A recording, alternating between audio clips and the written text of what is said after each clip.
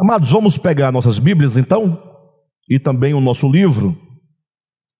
Vamos continuar a nossa leitura, né? Amados, página de número 97. Nosso livro, só para situar os irmãos que estão chegando agora, que estão pegando essa reunião agora, não estão sabendo da sequência. Estamos estudando o livro Nascidamente, usando-o como guia de estudo. Na verdade, estamos estudando a Escritura Sagrada, por temas. E o livro Nascidamente é um livro não inspirado, para que fique claro, do ponto de vista, no sentido de inspiração. Sabem que tem muitas igrejas, seitas, que pessoas escrevem livros, e aqueles livros se tornam livros, para eles, muito sagrados, inspirados, né? Isso é bobagem, não tem nada a ver. Então esse livro aqui é apenas um livro que trata de alguns temas importantes da Escritura.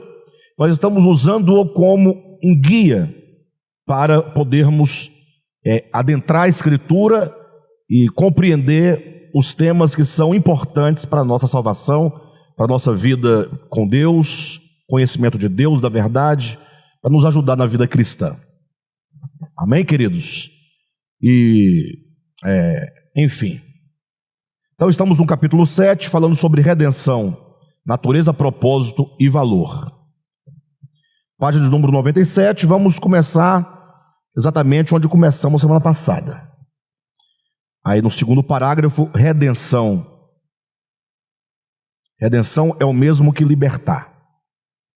Bem, então veja, queridos, como o assunto aqui é redenção, nós estamos tratando de um problema, então que ninguém se assuste com o que nós vamos falar, mas que sirva de reflexão para vocês, no sentido de que as verdades bíblicas, elas precisam de ser pensadas, refletidas. Por quê? É muito simples.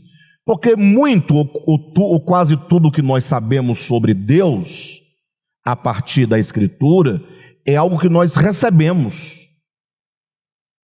Ou seja, alguém estudou, alguém forjou, entenda forjar, não no sentido pejorativo, mas no sentido de alguém que fez uma construção teológica em cima de um dado tema, e aí você caiu de paraquedas dentro do cristianismo, e aí onde você caiu, você se alimentou, você comeu aqueles entendimentos, aquelas doutrinas, e você acreditou.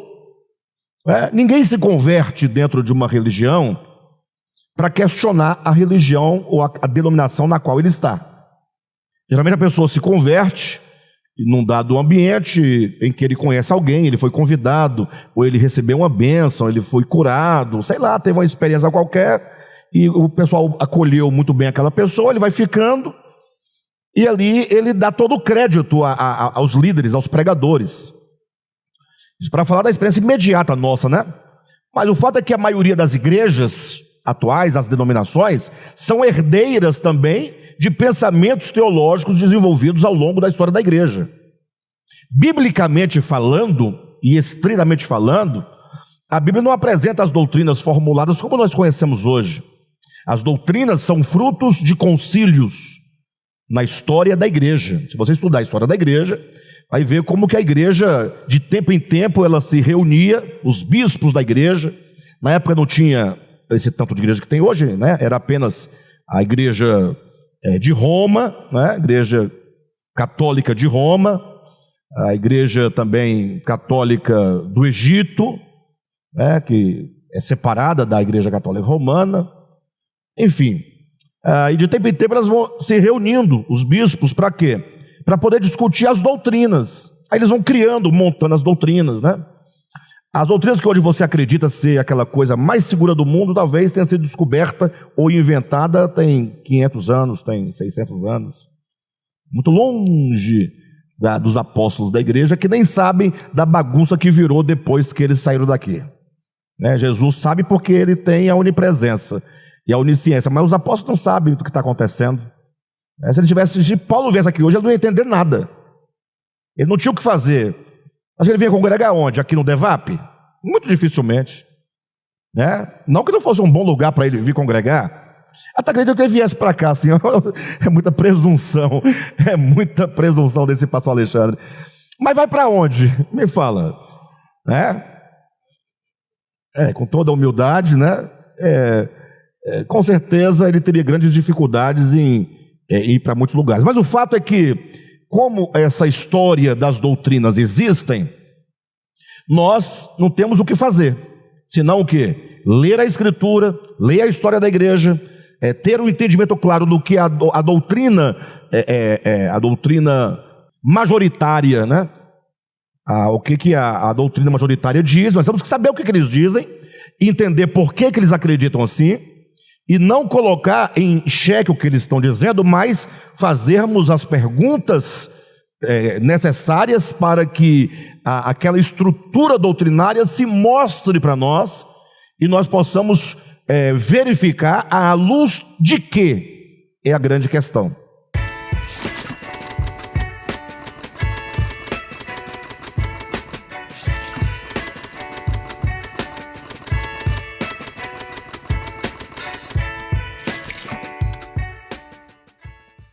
Eu vou repetir o pensamento, para vocês entenderem exatamente onde nós estamos nos firmando. Nós temos que conhecer as doutrinas. Então, doutrina da redenção. Então, existe a doutrina da redenção, grosso modo aí, nós temos um pensamento quase que uníssono, com pequenas diferenças entre a Igreja Católica Romana, pensamento reformado e pentecostal. No geral, tratando-se de redenção, é a mesma coisa. Eles passam pela ideia de dívida, a ideia de um credor, a dívida de um resgate, a dívida de um pagamento pela vida do pecador. Então, isso passa pela católica, passa pelo protestantismo, passa pelo evangelicalismo. Então, todos concordam que Deus é o grande credor da humanidade, e que a humanidade, por sua vez, são os devedores de Deus. Existe um problema mercantil, usando só a linguagem, tá? Existe uma relação de devedor e credor. Qual que é a dívida? Segundo o que se entende no pensamento majoritário sobre a redenção. Ora, é que o homem, ele pecou. Vocês sabem da história, comeu a maçã, ou a pera, ou o coco, né? Dizem que é o coco, porque diz que a Eva tomou o fruto e comeu. E a única fruta que você toma e come é o coco. Você toma água e come Mas já disseram que é o coco, porque a mulher tomando o fruto comeu. É interessante, né? Como as pessoas... Bem, mas a partir daí, o fato é que agora o homem tem uma dívida. Essa dívida custa quanto? Custa a sua própria morte. Nada paga a dívida senão a morte. Quem quiser pagar a Deus a sua própria dívida, pronto, será morto. Mas não será morto. Não. Será lançado dentro de um tacho de fogo, e esse tacho vai ter lá dentro enxofre e fogo, e a alma vai ficar dentro desse tacho. Quanto tempo? Eternidade. Acaba nunca. Passam os milhares de anos, centenas de milhares de anos, bilhões de anos, tantos anos, e não tem nem ano, nem tem nem contabilidade, né? Até fizeram uma vez uma ilustração para poder ilustrar o poder da eternidade, né? Para poder criar um medo. Diz que eu tinha uma montanha muito grande, a maior montanha do mundo. Essa montanha é formada do material mais duro do mundo. Então é uma montanha quase que indestrutível. Não somente pela impotência de tamanho, quanto pela dureza do material com que ela é feita. Daí diz que a cada 100 anos, vem um passarinho e amola o bico no pico dessa montanha e vai embora. De modo que quando essa montanha acabar, zerar, de tanto o passarinho a cada 100 anos vir, quando ela acabar, terá se passado 1 segundo da eternidade. Entenderam, né? O camarada... quem criou essa história foi o mesmo que falou que o fruto comido pelo homem foi o coco. Bem, de todo modo, a ideia é a seguinte: é que nesse entendimento, a alma ficará lá. Ela viverá 80 anos aqui na Terra, vamos colocar 80 anos como sendo uma idade limite, ou média, quer dizer. E aí ele peca 80 anos e passa a eternidade pagando uma dívida que não se paga, na verdade, porque não há fim. Não há fim. Esse é o pensamento. Quer pagar, morre eternamente, ponto final. E essa morte eterna não é morrer exatamente, é viver eternamente sofrendo.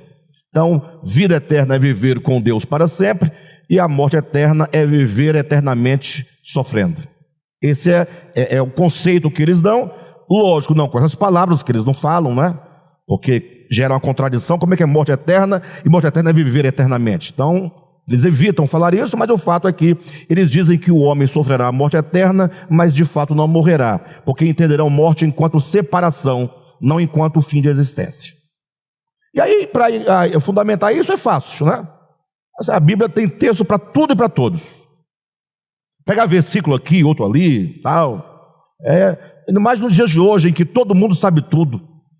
Recentemente, para trás, eu estive numa live de um pessoal, e eu agoniado, angustiado, porque todo mundo sabia tudo, e cada coisa, história sem futuro, tudo fora de lugar, até para ler um texto bíblico em português, a pessoa catando as letrinhas para fechar uma palavra, aí daqui a pouco, não é porque no grego diz isso, aí vai ler o grego, aí pior ainda, né, para ler o grego e tal.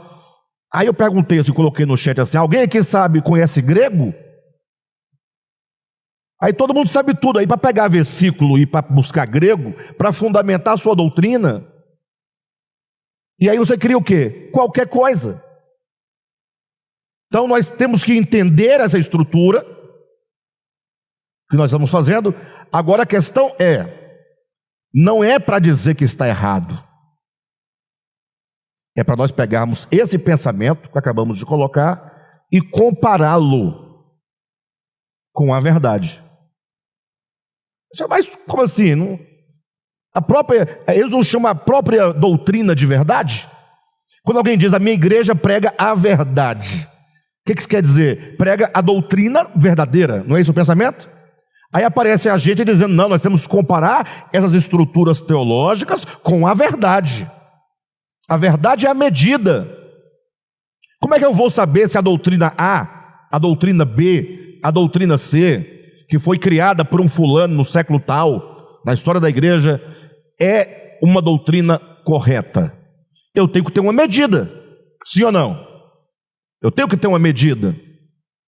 E a medida é a própria verdade. Ah, mas a doutrina é a verdade. Não, a doutrina não é a verdade. A doutrina é um raciocínio. A doutrina é uma interpretação. Entendam isso definitivamente. Toda doutrina é uma interpretação de um pensamento. As doutrinas surgem de reflexões filosóficas. Não existe doutrina que não seja fruto de reflexão filosófica. Bobagem. Tá bom? Lá vem a gente com tal de filosofia de novo. É porque o primeiro a usar o termo filosofia, desculpe-me, o primeiro a usar o termo teologia e a criar a teologia enquanto essa estrutura de raciocínios foi Aristóteles. Ele que cunha a palavra teologia. Não vem de igreja, de Jesus, de apóstolo, não, vem lá do 4º século antes de Cristo. Então, nós temos que pegar essas estruturas, seja lá qual for, seja a que o Devap prega, tá? Seja a que a igreja católica prega, protestante, qualquer uma, não importa. A Deus é amor, traga a doutrina, traga a estrutura, traga o raciocínio, não é? E vamos medir com a régua da verdade. Aí fica simples, aí tudo agora se pacifica. Não temos mais que ficar debatendo. Aí, tá, mas e qual que é a régua da verdade? Qual que é a régua da verdade? E eu vou trazer para vocês hoje um conceito de verdade, para que vocês compreendam o que é a régua da verdade. Perfeito? Então, para você entender o que é a verdade, e nunca mais você vai esquecer o que é a verdade, vamos começar pensando em Deus, a divindade. Quem é a divindade? Paulo vai dizer, a divindade é aquela que ninguém viu e nem é capaz de ver. 1 Timóteo, capítulo 6, versículo 16. Explicando esse texto. Isso é Paulo que está falando de maneira assertiva.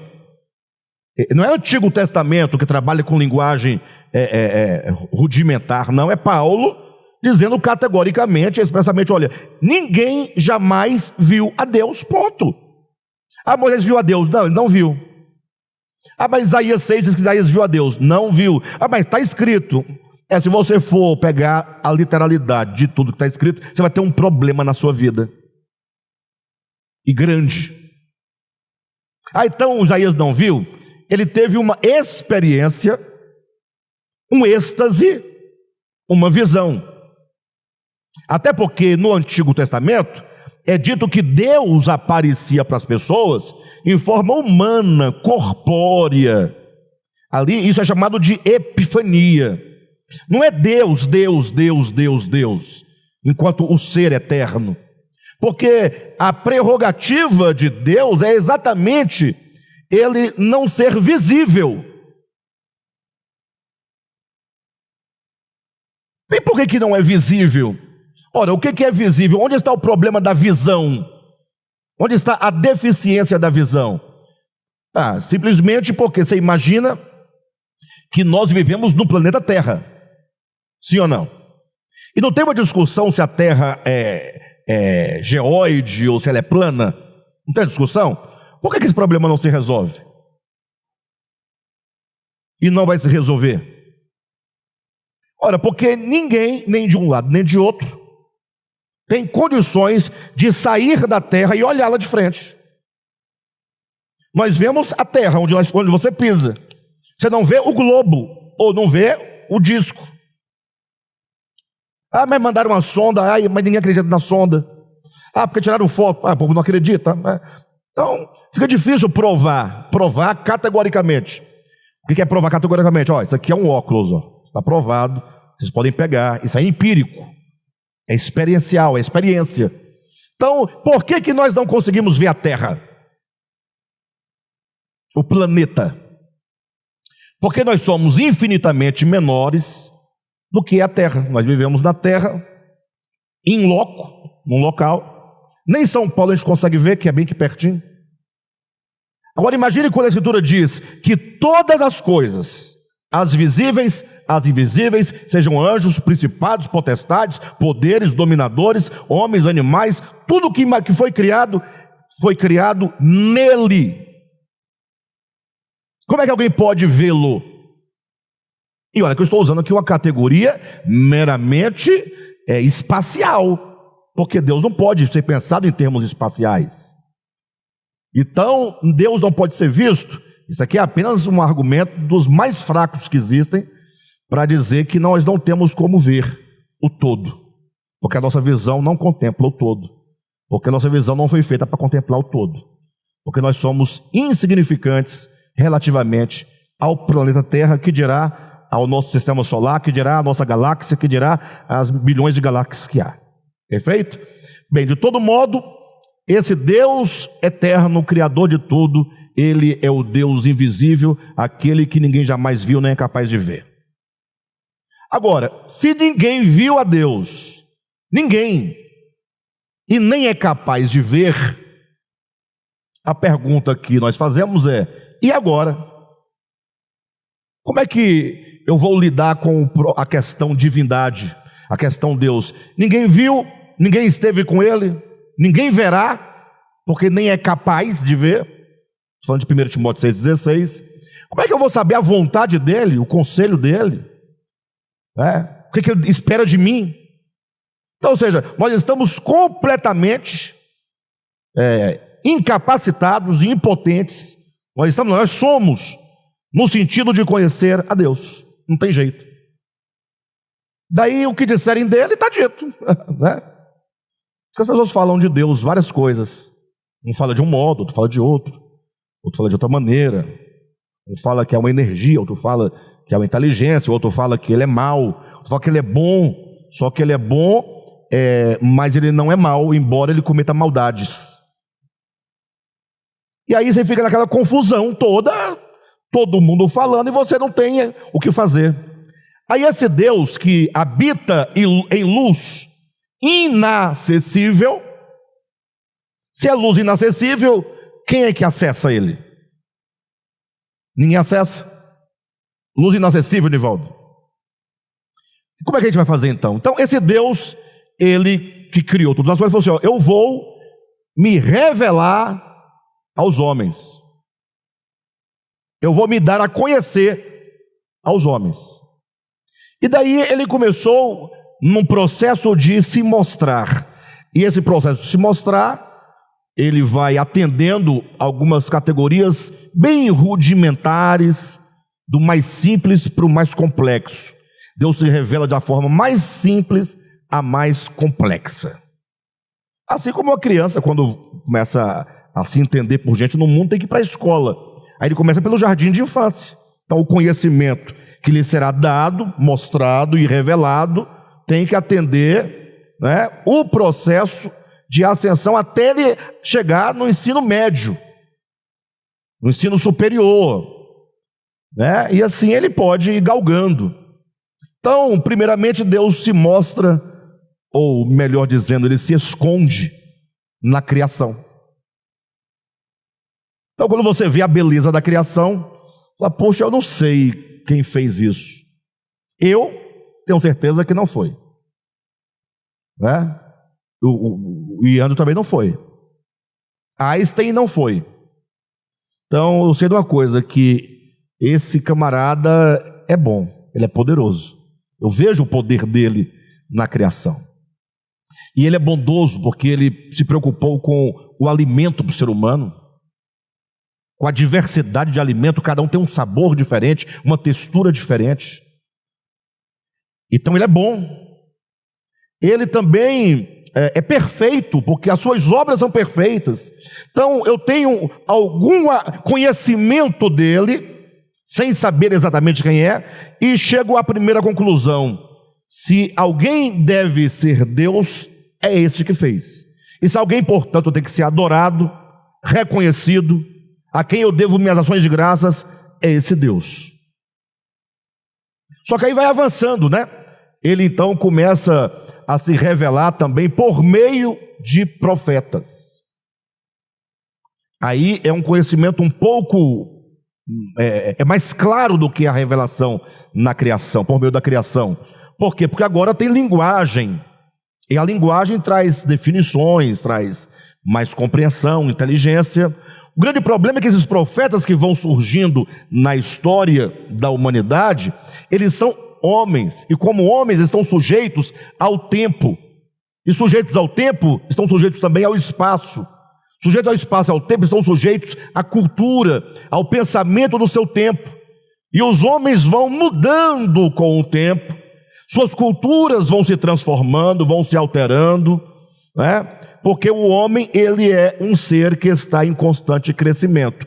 Logo, essas revelações que são dadas, né, elas atendem minimamente um momento da história, mas que não serve para toda a história. Ou seja, quando Deus se revela para Moisés, por exemplo, ele dá um tanto de leis, não dá? Leis e mais leis e mais leis e mais leis. Aí você vai olhar aquelas leis, o que está por detrás daquelas leis? Hoje, quando eu leio, eu sou honesto com vocês, para mim não faz nenhum sentido. Não faz sentido aquelas leis que estão lá. Mas se você começar a estudar a história do povo hebreu, o tempo em que eles viveram, os problemas de ordem sanitária, de ordem de alimentos, de higiene e de agricultura, os problemas políticos, você vai observar que aquelas leis atendiam a necessidades próprias daquele tempo. É Deus cuidando daquele povo. E aquele povo, na sua experiência com o divino, e nas suas reflexões com o divino, e nas suas possibilidades de entendimento do divino, apresentavam Deus na medida dos seus olhos. A prova disso é que Moisés fala uma coisa de modo positivado: tem que sacrificar animais. Está lá em Levítico, claramente. Passa alguns anos, vem Davi, e Davi também, na sua experiência com Deus, nas suas reflexões, ele diz: olha, Senhor, O Senhor não quer sacrifícios. Até porque o Senhor não come carne, o Senhor não bebe sangue. Eu falei Davi, mas eu acredito que não é bem Davi, é um outro lá. Salmo de número 50, tá? Só verificar lá o títulozinho lá em cima, que também não vai mudar nada. O que importa é que no momento posterior ao que Moisés falou, tem alguém refletindo sobre Deus e pensando: puxa, esse Deus eterno, criador de tudo, não pode ser identificado a um Deus grego, caprichoso, que se alimenta de carne e sangue. É uma reflexão. Leiam os profetas, o profeta Isaías, por exemplo, capítulo 58, está lá dizendo para o povo, em nome de Deus: ora, qual foi o jejum que eu pedi para vocês que vocês fizessem? Para ficar com fome, sem comer comida? Está lá escrito com essas palavras. Qual foi o jejum que eu pedi para vocês? É o jejum de Daniel, 21 dias sem comer nada, sem beber nada. Aí fala: não, o jejum que eu pedi para vocês é que vocês soltem as amarras da injustiça. Vocês são injustos para com os seus irmãos. Vocês escravizam pessoas. Os senhores não pagam o que é devido ao trabalhador. Vocês oprimem o trabalhador. E eles estão, portanto, cansados. Eles estão morrendo. Eles estão sofrendo. Então, a maneira de jejuar é você tirar aquilo que é seu e dividir com o outro. Solta essas amarras da injustiça. Esse é o jejum que eu pedi que fizesse. Isso é dentro da própria Escritura. Ela vai se tornando clara para nós acerca de como é esse Deus que ninguém jamais viu. Até que por fim esse Deus falou assim: bem, agora eu vou lá pessoalmente, o eterno que ninguém jamais viu. Só que ele não pode vir. Como Deus virá? Aqui. Até porque falar que Deus viria ou veio é estranho, porque Deus não tem como ir ou vir.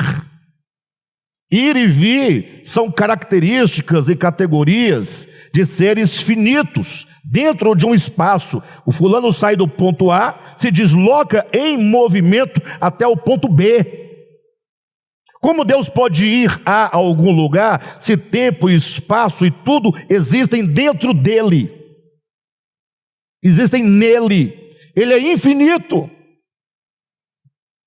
Para tanto, essa divindade inacessível, que ninguém viu nem é capaz de ver, que nós não ouvimos sua voz, nós não sabemos do seu coração, nada podemos falar dele, absolutamente nada, porque ele é inacessível. Ele vai se tornar acessível se reduzindo, se encolhendo e se colocando na possibilidade de um relacionamento. E esse que surge enquanto essa divindade que se coloca na possibilidade do relacionamento se chama Deus. Não entenderam, né? A divindade se torna Deus.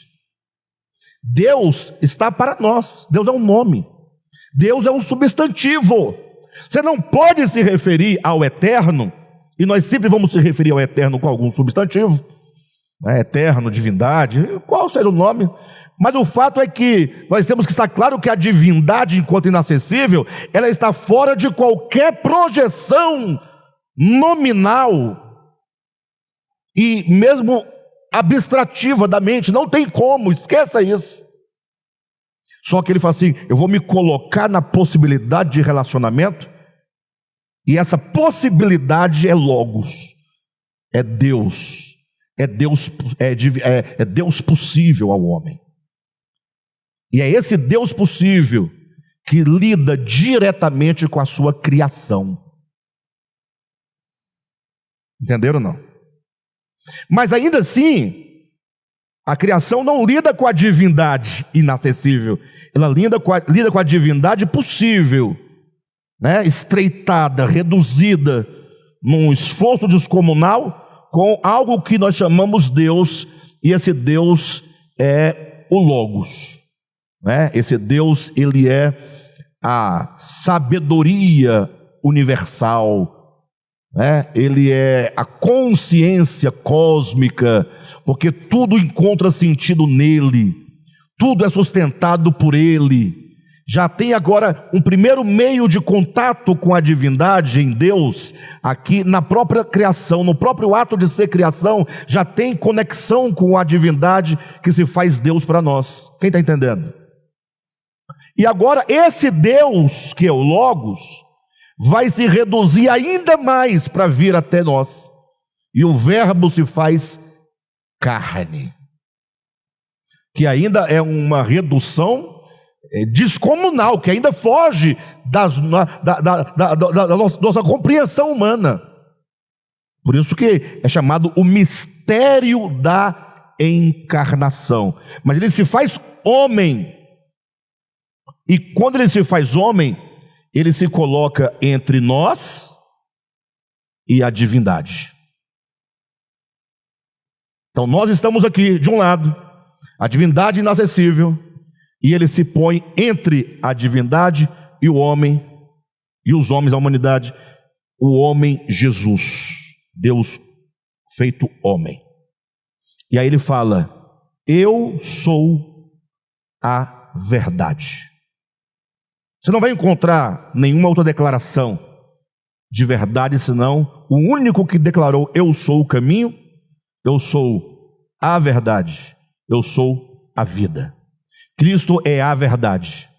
Logo, para eu saber quem é a divindade, eu só tenho um meio: o Cristo encarnado, que veio para quê?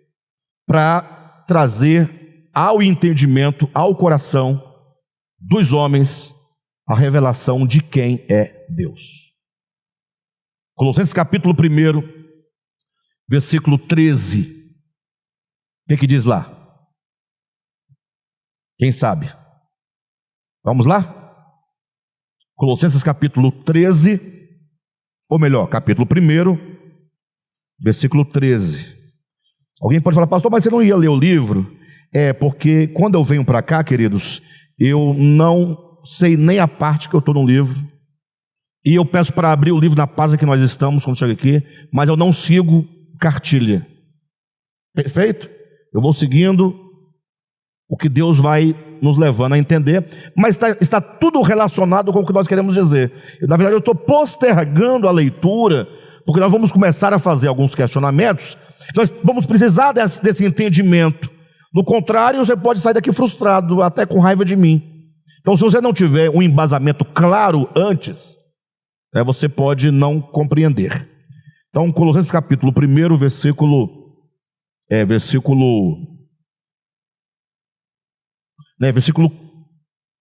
vamos ler do 13 em diante, até o 15. Ele, quem é esse ele aqui? É o Pai, no versículo anterior, versículo 12. Dando graças ao Pai, que vos fez idôneos à parte que vos cabe na herança dos santos na luz. Ele, o Pai, nos libertou do império das trevas e nos transportou para o reino de quem? Do Filho do seu amor, no qual é em quem? No Filho. No Filho temos o quê? A redenção. No Filho temos a remissão dos pecados. Versículo 15. Este quem? O Filho é a imagem. É para ler com calma. O Cristo de Deus é a imagem. Se o Deus inacessível eu não posso imaginar nada possível dele, como é que eu posso servi-lo, adorá-lo, conhecer sua vontade? Então agora vem o Cristo, que é o Deus possível, e para essa possibilidade nós chamamos Deus, com quem nós nos relacionamos, e ele é dito: ele é a imagem. Imagem de quem? Do Deus? O Deus invisível não pode ser visto, mas ele tem que se mostrar de alguma maneira. E para se mostrar, ele tem que fazer de si mesmo uma imagem, ou apresentar a nós alguma imagem. A imagem está para a possibilidade de conhecimento. Não é sem razão que está proibido que o homem faça qualquer imagem acerca de Deus. Porque sempre que o homem fizer alguma imagem de Deus, não reproduzirá o que o eterno de fato é. Então, sendo nos proibido fazer imagem da divindade, a divindade se apresenta na imagem do Filho, porque o Filho é a imagem do Pai. Mas imagem, entenda, não está para orelhas, olhos, boca, barba, né? As pessoas, infelizmente, ao lerem a Bíblia, não conseguem discernir a linguagem bíblica, que é uma linguagem antropomórfica, uma linguagem humana.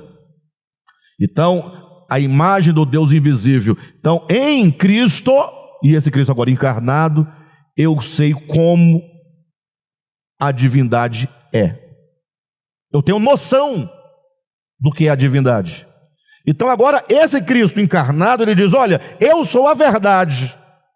E assim ele viveu por 33 anos na terra, vivendo, portanto, agindo, e quando ele agia, embora agisse como homem, ele agia, né, segundo a divindade, segundo a vontade, segundo o desejo, segundo a medida de santidade, a medida de justiça, segundo tudo que Deus é, o eterno é, ele vivia.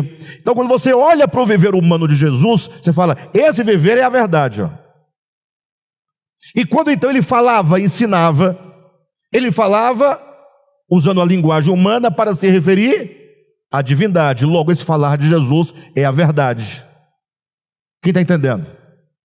Então, esse Jesus, ele diz, eu sou a verdade. Então agora eu estou diante de muitas estruturas de pensamentos teológicos criados pelos homens, a partir das suas experiências com Deus, a partir das suas reflexões filosóficas e espirituais acerca de Deus. E agora eu falo, como é que eu vou me situar? Então você vai pegar uma doutrina X que você quiser, que é o que estamos fazendo, trazendo, colocando sobre a mesa. No nosso caso é a doutrina da redenção. O que ela diz acerca de Deus? Diz que Deus é um credor. Deus é um credor. Então traga a régua, traga Jesus. Jesus vai falar o quê? Peguei vocês. Porque aqui é aqui onde entra toda a complexidade da coisa. Não é? E eu costumo complicar as coisas, porque ao sair daqui alguém vai dizer isso para você. Você fala, ele me enganou, não disse isso. Jesus vai dizer assim, olha, traga a medida. Deus é credor, traga a medida. Jesus, o pai é credor. E ele vai dizer assim, olha, um pai tinha 2 filhos. É a verdade que está dizendo. Estou perguntando para ele a verdade, se o eterno é credor. Ele diz, um pai tinha 2 filhos. E aí a história vocês sabem, um pegou a sua vida e dissipou-a completamente. Depois de chegar no fundo do poço, desgraçado, miserável, fedido, todo esculhambado, destruído, volta. E aí quando ele volta, ele vem com a mentalidade judaica de um Deus credor. Será que ele vai me receber? Eu gastei o dinheiro. Eu tenho uma dívida. Eu gastei minha vida toda. Que é uma parábola, trabalha com significante e significado. Então, na parábola é dinheiro. Na realidade é nossa vida. Ele vai voltando e pensando, ele tem o direito de não me aceitar. Afinal, não é só uma questão de dinheiro, também é uma questão de ofensa. Qual pai que não ficaria ofendido? Um filho desrespeitoso com 15 anos de idade, fala, estou indo embora, não quero mais viver na sua casa, porque eu quero viver a minha própria vida. E ainda exigir, sem a morte do pai, parte da herança. Então tem um problema da ofensa. Então ele vai pensando na ofensa, vai pensando no dinheiro. Aí ele tem uma estratégia. Ele diz, bem, eu vou fazer um negócio com ele. O senhor me recebe, mas me recebe como empregado. Bem, eu vou trabalhar para o senhor, não terei, os privilégios de filho, porque isso eu já perdi. E o fato de eu estar na sua casa comendo do pão, porque todo empregado come pão, eu só quero comer pão, porque lá dos porcos não podia comer. Então eu trabalho e como pão. Acho que chegou aqui numa balança, né? E essa balança nós, homens, chamamos de justiça. Ah, Deus é justo. Meu irmão, você não sabe o que está dizendo, não. Quando você diz que Deus é justo, você está usando a você próprio como a medida do que é justiça. Você está usando a lei do seu país para pensar acerca da justiça. Se a coisa fosse tão simples, não haveria grandes textos falando sobre a justiça do ponto de vista filosófico, discussões infindáveis da humanidade discutindo o que é a justiça. Até hoje ninguém descobriu. Só podemos falar de justiça relativa segundo um padrão estabelecido para um povo, só. Então, se ele volta, o filho, e o pai o recebe nessas condições, eu acho que chegamos a um meio termo. Porque eu não aceitaria esse filho vagabundo. Ou não é vagabundo?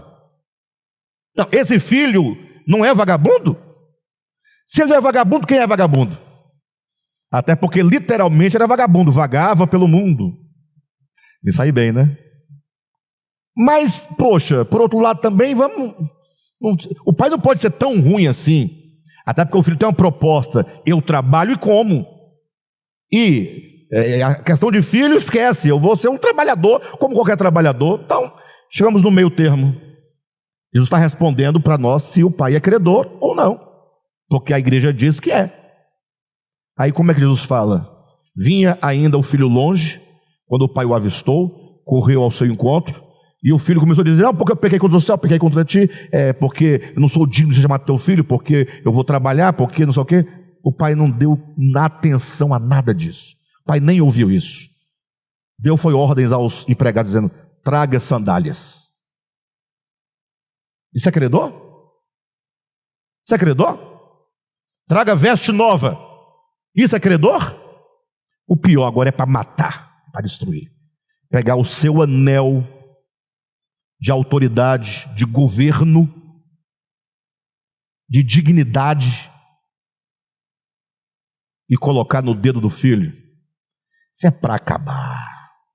Isso é para destruir. O filho fala assim: não, aí não precisa tanto, pai. Tudo bem que o senhor é maravilhoso, mas não é tanto. Não, mas assim é o pai. É Jesus dizendo para nós como é o pai. E vamos fazer agora uma festa. Por quê? Porque o filho retornou. Quanto o pai cobrou do filho? Jogou na cara do filho: eu te recebo, mas olha, camarada, presta atenção. Falou isso. Deus estava em Cristo reconciliando consigo o mundo, não imputando aos homens as suas transgressões. Não tem credor segundo a medida. Segundo Moisés tem credor, segundo fulano tem credor, segundo não é credor. Tem até versículo na Bíblia que diz que Deus é credor. Mas Jesus falou: não, olha para mim. Eu ia falar uma coisa aqui, gente, mas vão me chamar de herege. Já chama? Sem falar? Não olha para cá não, ó. Olha para Jesus. Ficou ruim. Conversa ruim. Como pode? Meu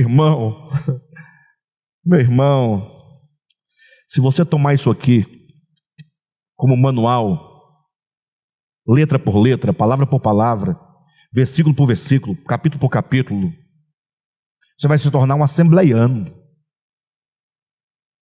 um calvinista, um arminiano, um católico. Porque todos que fizeram isso caíram dentro desses apriscos que não representam a verdade que é Jesus. Eles falam de Jesus, mas o Jesus dele é um Jesus manipulado. Então não é para ler a Bíblia, é para ler a Bíblia à ótica, à luz de Jesus. Moisés disse isso, é muito bom para o tempo dele, vai ficar só para ele. Jesus não é assim. Entenderam? Não, Jesus não é assim. Jesus é aquele que falou assim: vocês querem saber como é que é o Pai? Querem saber como é que é o Pai? Isso é Jesus falando, ele é a verdade, ele é a medida, ponto. Essa noite eu sonhava que eu ministrava umas palavras aqui na igreja, E eu fazia com encenações. Tinham pessoas que iam representando os papéis para ficar bem vivo, bem nítido. Foi interessante. Imagina Jesus trazer uma prostituta. Você sabe o que é prostituta? Quem sabe o que é prostituta? Prostituta. Não, não é isso aí não. Esse aí é um conceito. Você tem que ir lá de madrugada e olhar para ver. E ainda assim você não sabe o que é. Mas vendo assim, literalmente frente a frente, nas condições em que se encontram com suas roupas, nos lugares, você causa mais repulsa do que só pensar. Sim ou não? Pega uma pessoa daquela lá da Coca-Cola, qualquer um daqueles lá, pega o mais esquisito, Deus traz, coloca aqui na frente, aí já causa desconforto em todos nós, né? Trazer aqui na frente, não, deixa sentado lá atrás, não, é aqui.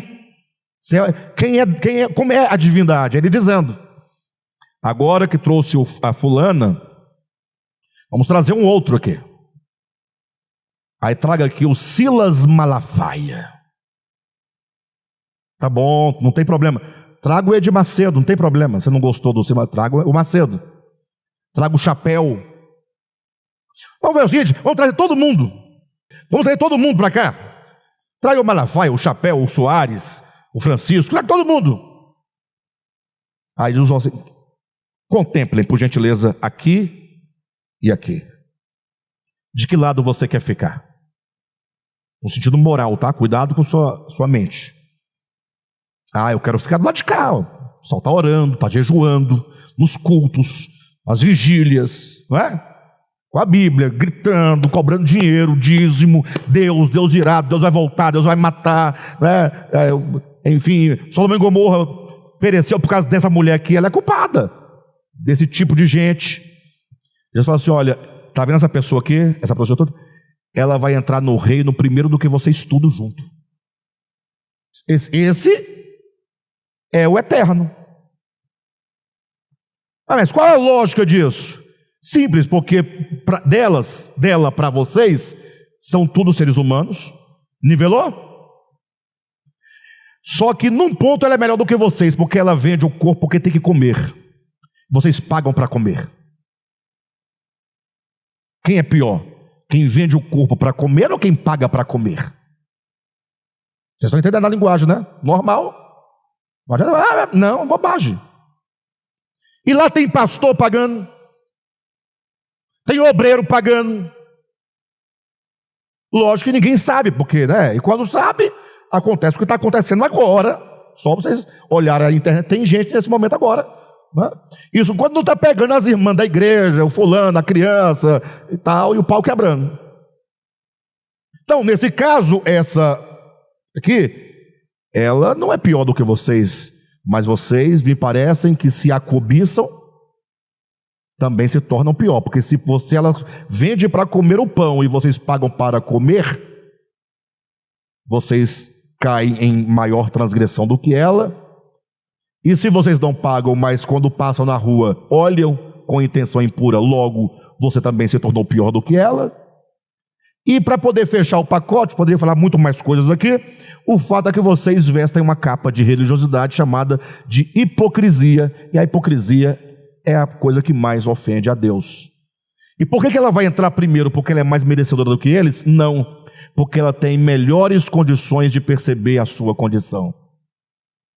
Não é porque ela vai entrar porque é prostituta? Não. No reino de Deus não entra prostituta no reino de Deus. Entendam isso. Não entra blasfemo, não entra covarde, não entra. Mas como assim? É porque lá só entra salvo. Mas não é salvo porque você tem uma credencial, porque você fez aquilo, não. Você é salvo porque o Cristo que habita em você, Ele te transformou, salvação interna, interior. Você tem a condição orgânica de ser um legítimo cidadão do reino dos céus. Ser um cidadão, é mais ou menos assim, digamos que uma pessoa estrangeira venha morar no Brasil. Por mais que ela tenha um documento, uma carta, tenha alguma coisa que até mesmo ganhe uma cidadania, mas ela não é organicamente. Estou errado? Tem um documento aqui, ó. eu sou cidadão americano. Não, não é. Você é judicialmente, mas você não é. Então, os crentes pensam que vão entrar para o reino de Deus com uma cidadania judicial, com green card para entrar. Ó.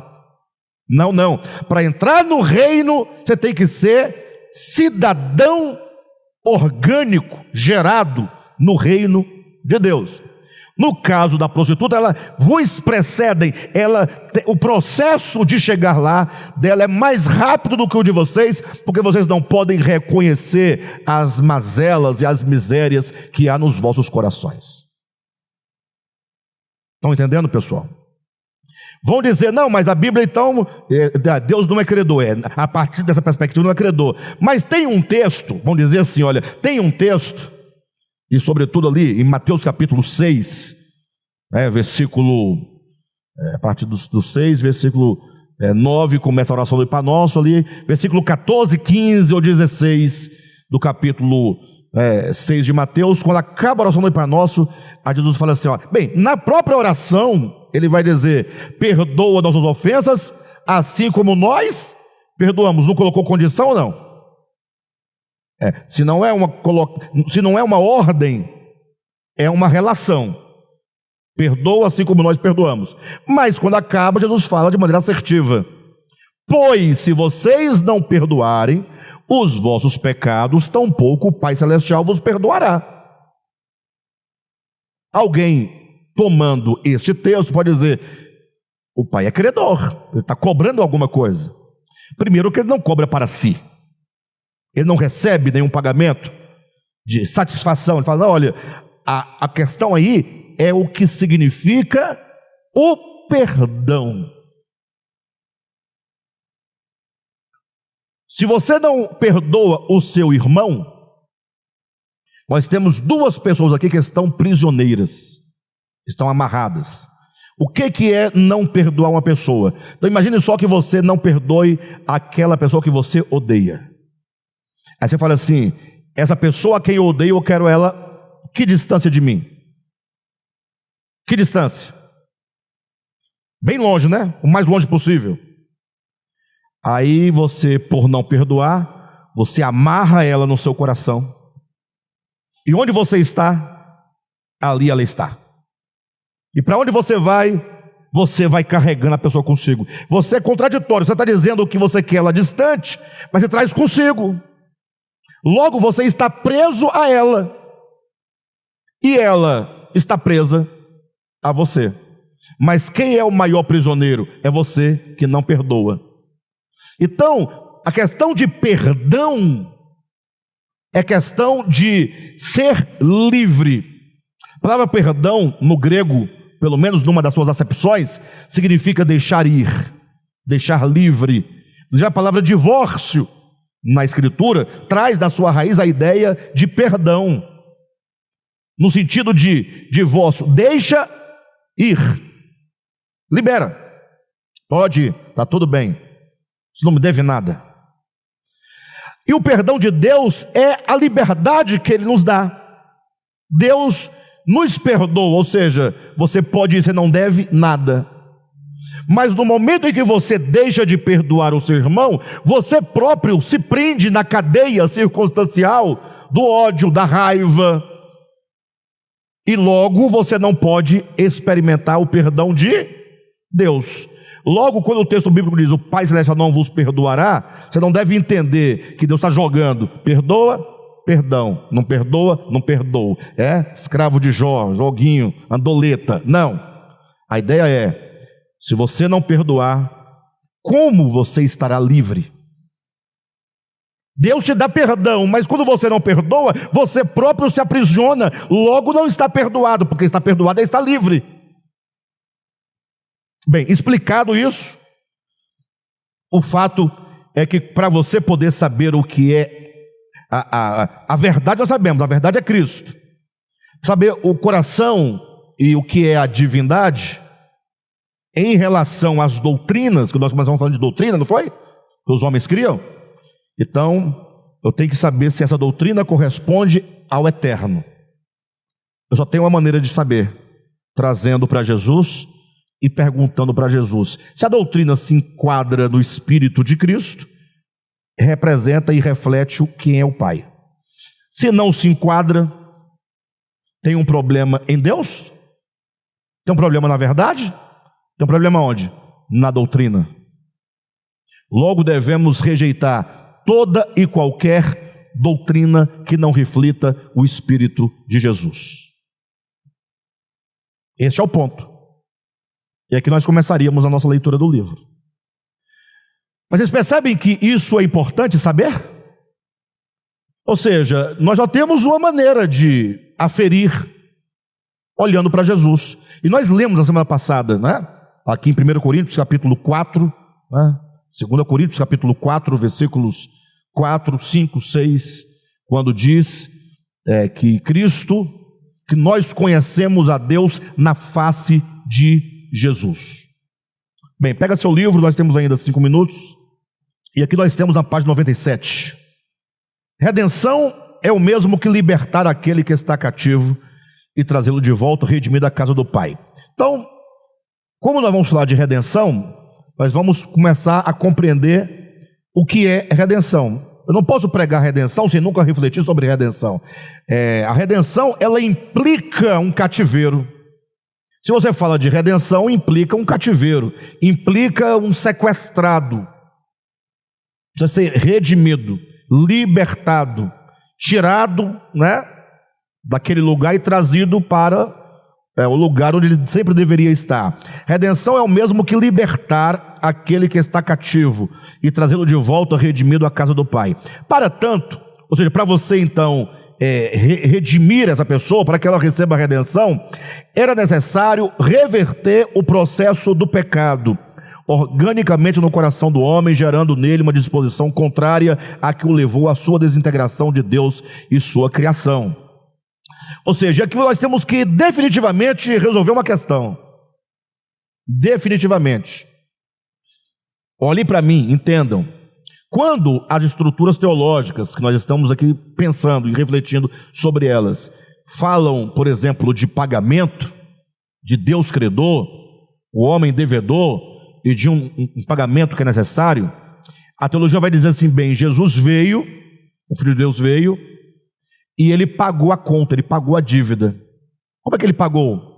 O sofrimento dele, cada paulada que ele levou, quando ele foi cuspido, beliscado, chutado, xingado, humilhado, coroado com coroa de espinho, pregos nas mãos, prego nos pés, lança do seu lado, todo aquele sofrimento estava pagando, porque aquelas pancadas eram para você.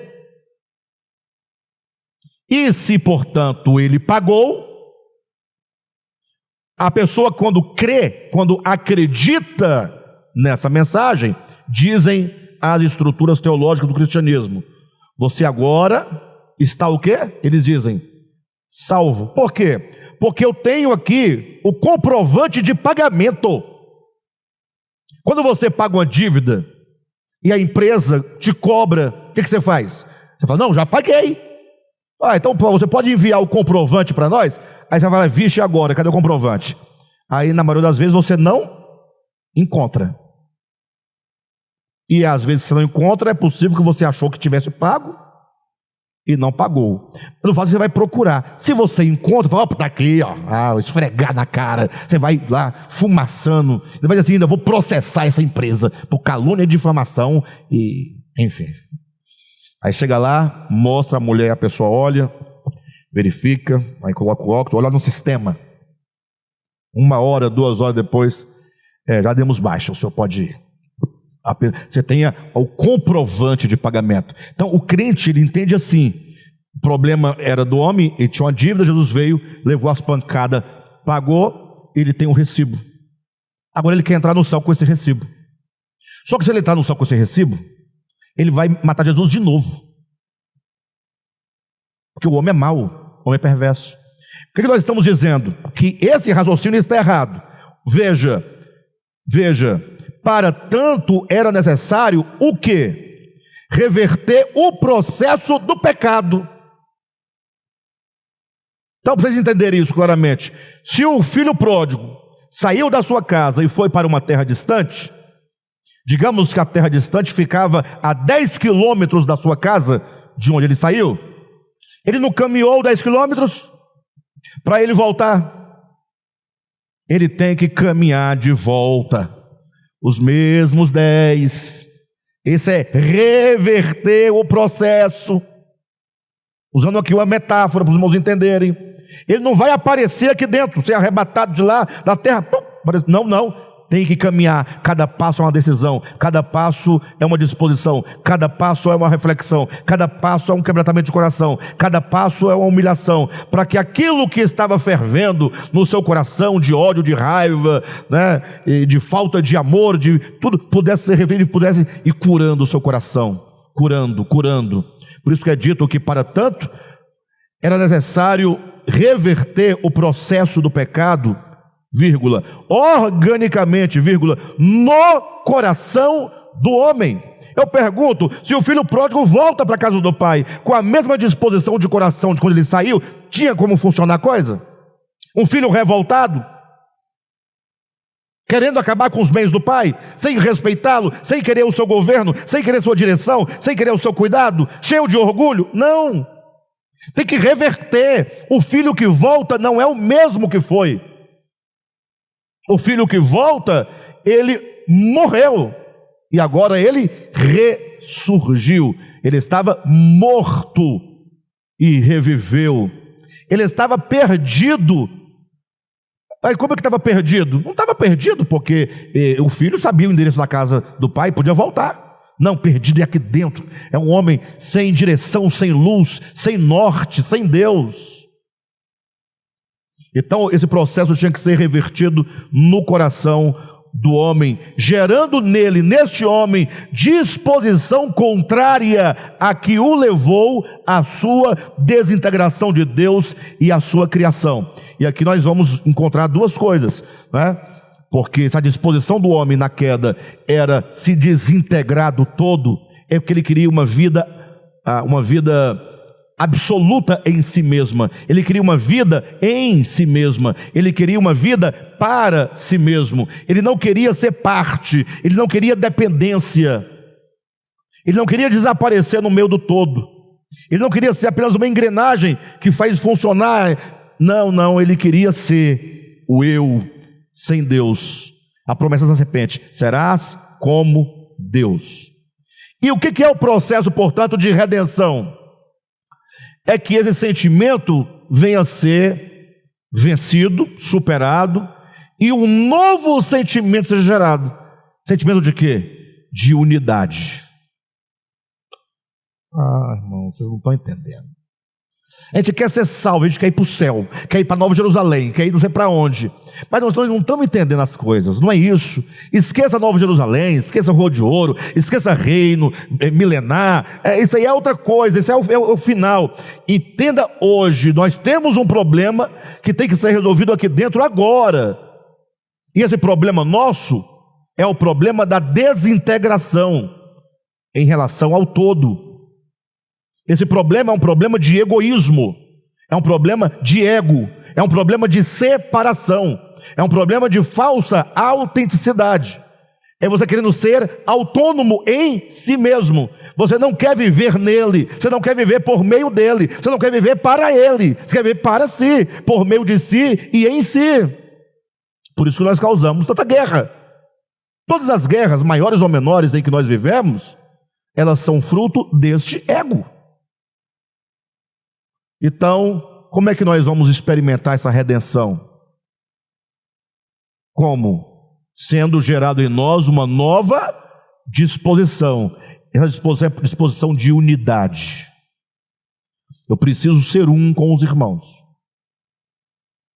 Mas não tem mais. É exatamente por causa desse mais que você precisa ser tratado. Ou seja, por que eu não sou um com o irmão Anderson? Porque o irmão Anderson, aí eu vou falar. Olha, mas se ele não tivesse essas coisas todas, ou a Líbia, ou o Catolé, a Silvia, né? O nosso irmão Edson, o Gilson, não precisaria falar de unidade. A unidade se faz necessária na divisão. É porque há divisões é que eu preciso de unidade. Se nunca tivesse havido divisão, nem saberíamos o significado de unidade. Imagina que não tivesse noite, só fosse dia. Você teria conceito de noite? Não haveria. Logo, eu entendo que eu preciso de unidade, a começar dentro da minha casa. É uma questão prática. Então você tem muita coisa para resolver dentro da sua casa em termos de unidade. Na minha casa é impossível.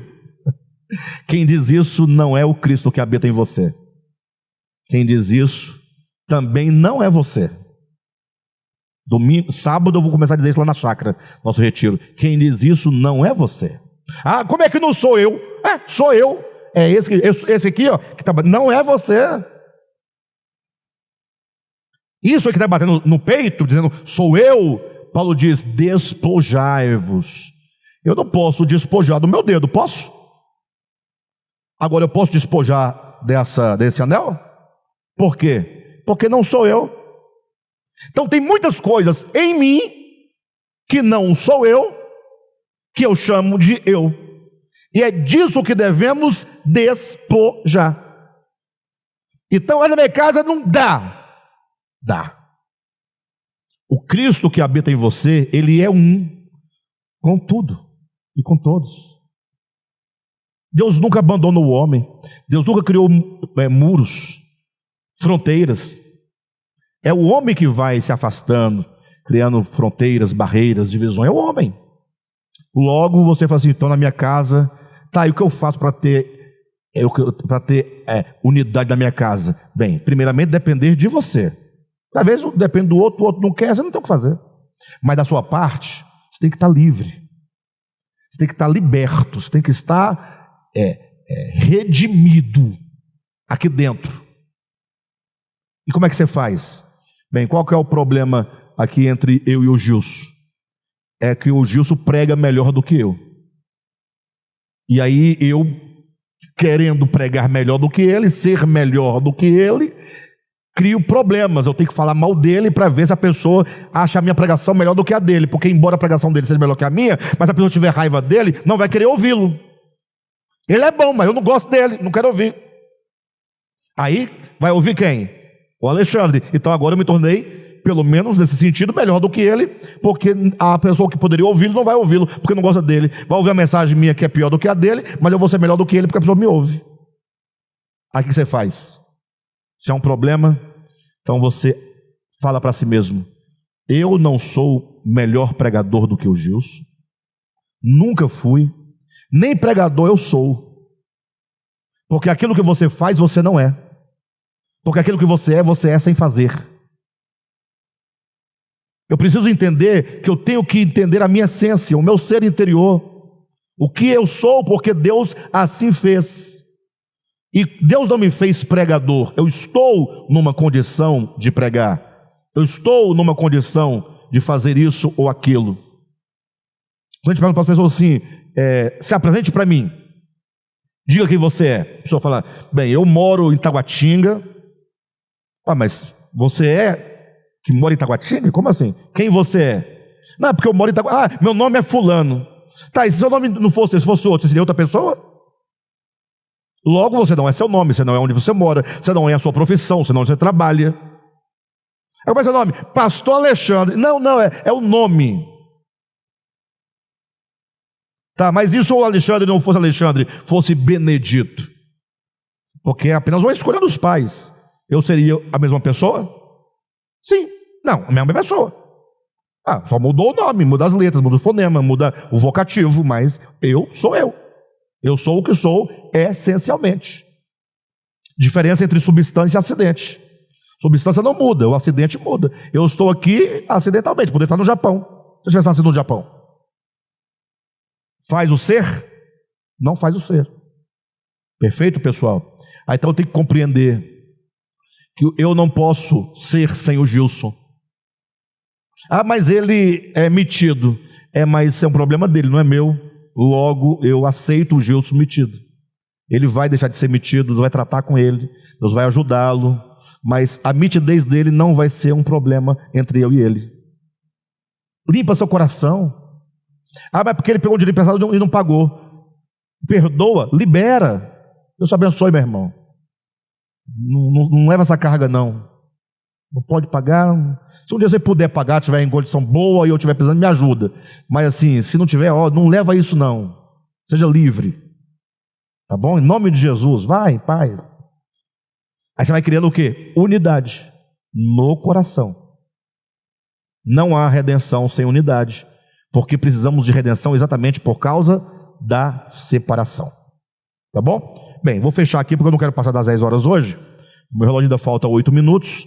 Então diz assim: redenção é o mesmo que libertar aquele que está cativo e trazê-lo de volta, redimir da casa do Pai. Para tanto era necessário reverter o problema do pecado organicamente no coração do homem, gerando nele disposição contrária à que o levou à sua desintegração de Deus e sua criação. Trata-se, portanto, redenção, portanto, trata-se de um processo orgânico de verdadeira libertação e cura, e não de um mero pagamento judicial supostamente exigido por Deus. Aí aqui é um problema, novamente, e eu vou encerrar aqui. Pastor, mas você esqueceu do texto de Pedro, que diz que Jesus nos comprou com o seu precioso sangue. Então, se ele comprou com precioso sangue, né, ele pagou o preço, a moeda foi o seu sangue. Ele pagou um alto preço. Tem um hino lindo que fala assim, fala: eu sei que foi pago um alto preço. O problema é que a nossa linguagem, não é nem a linguagem, não é a linguagem, é que a partir do momento que você passa pela primeira vez a ouvir acerca de um assunto, que alguém pega uma palavra ou uma expressão e dá um sentido para ela, você carrega o sentido toda a sua vida. Quem está entendendo? Alguém um dia disse: olha, Jesus pagou um alto preço, e esse alto preço foi o seu próprio sangue, e portanto é o pagamento. Aí você pega, e sempre que você lê, você pensa em quê? Pagamento, pagamento, pagamento. Você não consegue ver de outra maneira. A pergunta é: mas está escrito lá pagamento? Não, é a ideia. Mas será que alto preço não pode ter outra ideia? Ninguém que pergunta isso. Se eu falar para você assim: e Anderson, veja, você será delegado de Polícia Federal. Só um exemplo, tá? E você, portanto, vai ganhar aí, no final das contas, quando você aposentar, R$40 mil na sua conta todo mês, aposentado, tranquilo. 40 mil todo mês, na conta. 40 mil, 40 mil de novo, 40 mil. É bom, não é? Fala a verdade, pessoal. Para de bobagem. É bom demais. Só não acontece mais 40 mil na conta todo mês. Não, ouve. Você está entendendo, pessoal? Não é bom? 40 mil? Dá logo 5 para a igreja para ajudar. Sobra 35. Você daria 5 para a igreja? Não diga isso. Pedro, essa noite Satanás me pediu para se andar com a tua vida. Aí você fala assim: puxa, que legal, e aí? Eu falo assim: só tem um problema. Você vai ter que pagar um preço. Eu estou vendendo para ele uma vaga? Estou cobrando propina? Não, você tem um caminho para chegar lá. Estudar, e quando o Marcinho, que também está concorrendo ao mesmo cargo, ele vai para o churrasco, você vai para onde? Estudar. O Marcinho vai viajar com a loura porque é de moto, o vento na cara, motoqueiro, motocicleta. Você vai o quê? Estudar. E o Marcinho rindo de você, mandando foto para você da viagem dele, rindo, tomando cerveja, na praia, todo feliz. E você o quê? Pagando o quê? Um alto preço. Tem alguma coisa a ver com dívida? É porque o caminho que ele escolheu cobra um alto preço. Quando Cristo falou: eu vou entrar aí na casa do valente para resgatar vocês, você sabe qual o preço que você vai pagar? Você tem ideia do que é se identificar com o homem, fazer esse homem servo dos homens, ser cuspido pelos homens, humilhado pelos homens, e sendo você o Todo-Poderoso, você se humilhar. Vão te matar, vão te prender, vão te matar. Eu pago o preço que for para resgatar aqueles que são meus. Não é o pai cobrando dinheiro, não. É o preço árduo da tarefa a que ele se incumbiu. Sacrifícios e ofertas pelo pecado não quisestes. Prepara-me um corpo e eu irei lá. Mas vão te prender. Vão prender, eu sei disso. Vão te cuspir, eu sei disso. Mas eu volto com a ovelha que se extraviou nos ombros. De volta ao Pai.